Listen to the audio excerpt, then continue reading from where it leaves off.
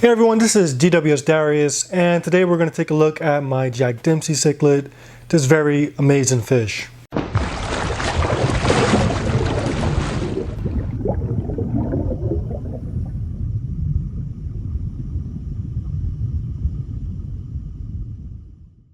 Okay everyone, so today I want to give you guys a look at my Jack Dempsey cichlids. So currently I have 3 of them. I have one living inside my 210-gallon aquarium. I have another in my 55-gallon aquarium, and then I have a baby growing out in my 125-gallon grow-out aquarium. And these are definitely some awesome fish.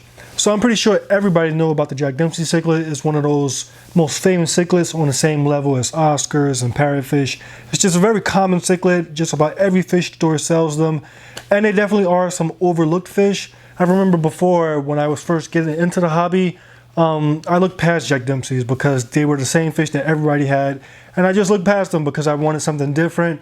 But there's a reason why everybody keeps Jack Dempsey cichlids. They are definitely some awesome fish. So you can tell this fish is a male, one because of the longer flowing fins. With most Central and South American cichlids, males will develop pointier anal and dorsal fins that are long and flowing. This is their way of showing off in front of females, while female fins will be a little bit more rounded. Along with that, with these Jack Dempsey cichlids, if you look at their mouth towards the gill plate, females will have blue speckles that are very bright and close together, while males, they will have speckles, but they won't be as bright and they won't be as close together. You can see with mine compared to this picture of a female.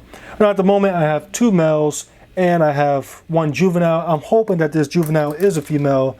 Usually, once again, with most Central and South American cichlids, males are intolerable of each other, so I can't put my 2 males together. The one time that I did try, they were lip locked immediately, and they're probably going to fight to the death or until one just hides forever.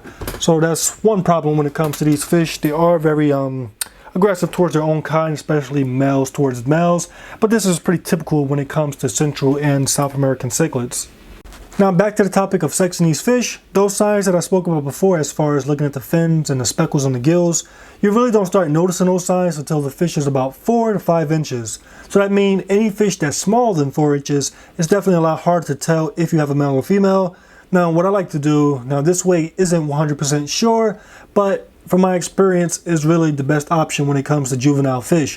What I like to do is put the fish in just the perfect setting, meaning that these fish live based on hierarchy. Their entire life is based on their hierarchy, their rank. Try to create an environment where this fish has a higher rank. And if you have a male, usually if the male is in a higher rank, even at a small size, as small as 3 inches, even 2.5 inches, they will start developing male features a little bit faster, the longer fins, if they are high ranking. So meaning that if you have a juvenile, you put it in an aquarium and you put fish that are always going to be less dominant, maybe schooling fish, dither fish like barbs or danio, something like that, that's not going to be killed, but at the same time, he could feel a little bit more dominant then. And if it is a male, usually from that hierarchy or from that high rank in that aquarium, it will start developing male-like features like the long fins and stuff like that. Even a faster growth rate you will start to notice in that type of environment. So that's one thing you could try if you have a juvenile. Try to create the perfect setting for that fish. Give it a high rank in the aquarium, and usually if you have a male, the males will shine. Now it's said that these fish can reach 12 inches. I personally never saw a 12-inch Jack Dempsey cichlid, but I know a lot of you may have seen them in fish stores, or maybe you keep them yourselves. So if any of you ever saw a 12-inch Jack Dempsey cichlid, let me know in the comment section below.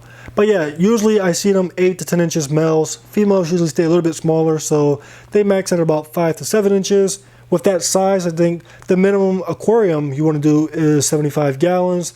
For juvenile, you may be able to get away with 55 gallons.